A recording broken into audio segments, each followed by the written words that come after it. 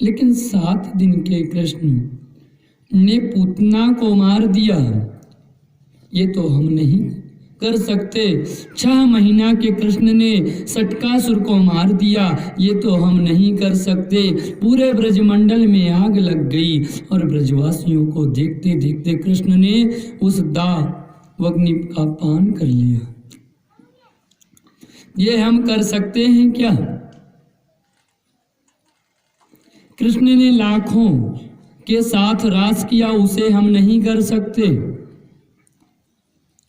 सुखदेव जी कहते हैं यह कोई स्त्री पुरुष का मिलन नहीं था, जीव और ईश्वर का मिलन था। यह रास लीला 6 महीने तक चली थी। क्या 6 महीने तक ब्रज गोपियों अपने घर से बाहर रह सकती थी? इसी बात से सिद्ध होता है कि यह तो जीव का प्रभु से मिलन था।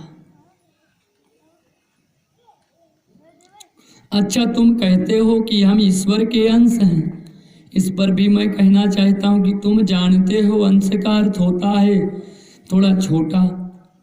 जैसे हम लोग गंगा जी नहाते हैं, गंगा स्नान करते वक्त हमारे मुंह से निकलता है हर हर गंगे, हर हर गंगे। यह जानते हुए भी कि भारत में जितनी भी महानगर हैं उनकी सारी गंदगी गंगा जी में जाती है। वो चाहे रुद्रप्रयाग हो, चाहे उत्तर काशी है, हरिद्वार है, देवप्रयाग है, ऋषिकेश है, सारा गंगा का पानी और जितना गंदा पानी है वो सब गंगा जी में जाता है। फिर भी हम गंगा स्नान करते हैं और बोलते हैं हर हर गंगे। क्यों? क्योंकि हम जानते हैं कि इन सारे नगरों की गंदगी मिलकर भी गंगा को गंदा नहीं कर सकती। गंगा विशाल है, गंगा महान है। लेकिन आपने कहा ठाकुर जी गंगा स्नान करने चलिए। हमने गंगा स्नान करते करते सोचा शालिग्राम जी की सेवा के लिए कुछ गंगा जल ले लिया जाए। मैंने प्यारे चांदी की कटोरी में गंगा जल ले लिया, 250 ग्राम जल भर लिया। स्नान करके लौटे तो धर्मशाला के कमरे का ताला खोलने के लिए मैंने गंगा जल की कटोरी को नीचे रख दी। पीछे से गंदे मुंह वाला सुअर आकर उस गंगा जल की कटोरी को मुंह लगाकर आधा गंगा जल को पी गया। मैंने देखा, मन में खिन्न हो गया। तो अब बताओ कि क्या उस 150 ग्राम बचे हुए गंगा जल से मैं अपने शालिग्राम जी को स्नान करवा सकता हूं? नहीं। क्या भगवान को उस गंगा जल से स्नान कराऊंगा? नहीं। क्यों? क्योंकि सुअर का मुंह लग जाने से वो गंगा जल गंदा हो गया और बहती हुई गंगा में तो पूरा सुअर भी डूब जाए तो भी कोई असर नहीं होता। इस कटोरी में मुंह लगाया तो असर क्यों हुआ? बोले कर बहती हुई गंगा विशाल है, कटोरी का गंगा जल अंश है, तो जो ताकत उस विशाल गंगा में है वो अंश में तो नहीं रहती। इसलिए ईश्वर जो है वो अंशी है और हम ईश्वर के अंश हैं। अंशी होने के नाते जो कार्य ईश्वर करता है वो हम नहीं कर सकते।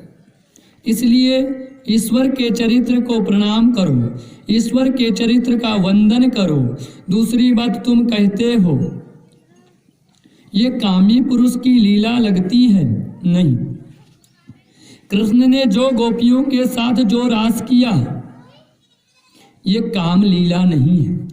काम विद्या प्राकपान था, सेवा रास लीला से। काम को जीतने के लिए प्रभु ने रास लीला की। कोई कहता है हम हलवा नहीं खाते। अरे खाओगे कहाँ से, तुमको मिलता ही नहीं है। नहीं खाना तो वो है जो मिलने पर भी इच्छा नहीं रहे, और हम तो ब्रह्मचारी जी हैं। जब शादी किसी से करी नहीं, अपनी बेटी किसी को दी नहीं, सगाई वाला कोई आया ही नहीं, तो ब्रह्मचारी तो रहना ही पड़ेगा। नैष्ठिक ब्रह्मचर्य सिवाय कृष्ण के किसी और के चरित्र में नहीं है। कृष्णदेव भगवान कृष्ण ने कामदेव से कहा, गोपीन पहनकर जंगल में समाधि लगाकर तो काम को सभी जीतते हैं, लेकिन असंख्य सुंदरी नारियों के गले में हाथ डालकर रास विहर करके भी मैं तुम पर विजय प्राप्त करूंगा। रास मंडल वंदना।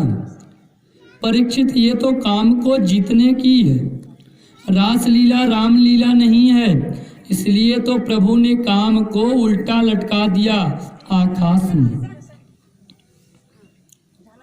तीसरी बात, गोपियों के पतियों ने कृष्ण की प्राप्ति असूया भाव नहीं किया, क्योंकि गोपियों के पतियों को लगा कि हमारी पत्नी तो हमारे ही पास है। इसका मतलब है कि जो गोपियां कृष्ण के संग रास कर रही थी, वे तो वेद मंत्र थे साक्षात।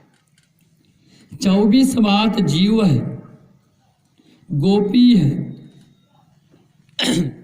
और ईश्वर है स्वयं भी कृष्ण। तो जो जीव और ईश्वर का तो विशुद्ध मिलन है, उसी को हम राम कहते और रास कहते, उसी को हम रास कहते हैं। ये काम लीला नहीं, काम को जीतने वाली लीला है। काम के मन में अभिमान था, मैंने सबको जीत लिया, ब्रह्मा को जीत लिया, वरुण को जीत लिया, कुबेर को जीत लिया, यम को जीत लिया, वो योगेश्वर कृष्ण को जीत लिया। कृष्ण को जीतना चाहता था, वो एक योगेश्वर कृष्ण को जीतना चाहता था। प्रभु ने असंख्य सुंदरी गोपियों के बीच रहकर भी काम को जीता। मन और इंद्रियों पर जिसका नियंत्रण है, उसे कोई विचलित नहीं कर सकता। इस रास लीला के प्रसंग को सुनने का मतलब क्या है?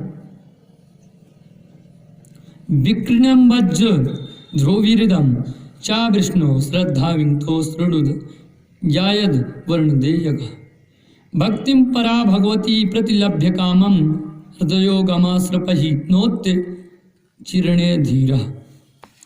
रास के मंगलमय प्रसंग को जो व्यक्ति सुनते हैं, सुनकर जीवन में उतारने का प्रयास करते हैं, चिंतन के द्वारा इस काम विजय को उन व्यक्तियों के हृदय में भक्ति प्रकट हो जाती है और अंत में गोविंद के चरणों में प्राप्त हो जाती है। बोले गोविंद भगवान की जय।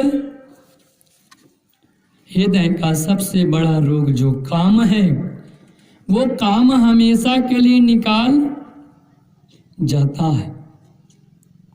बताओ, जिस रास लीला को सुनने से मन का काम निकल जाए, स्वयं काम लीला कैसे हो सकती है? परीक्षित के मन में संदेह दूर हो गया। गोपियां अपने घर को प्रस्थान कर गईं और भगवान ने मानो मोक्ष का मार्ग प्रशस्त ही कर दिया। गोविंद ब्रजवासियों के वश में है। इनका प्रेम इतना अगाध सागर है कि ब्रजवासियों के प्रेम के सागर में ब्रह्मा भी गोता लगाते हैं, तो थाह नहीं पा सकते। विधाता में समर्थ नहीं है थाह पाने की। एक विचित्र बात यहाँ गोविंद से मिलना भी है, गोविंद से मिलने की आकांक्षा भी है, तो गोविंद की प्राप्त आशीर्वाद का भाव भी है।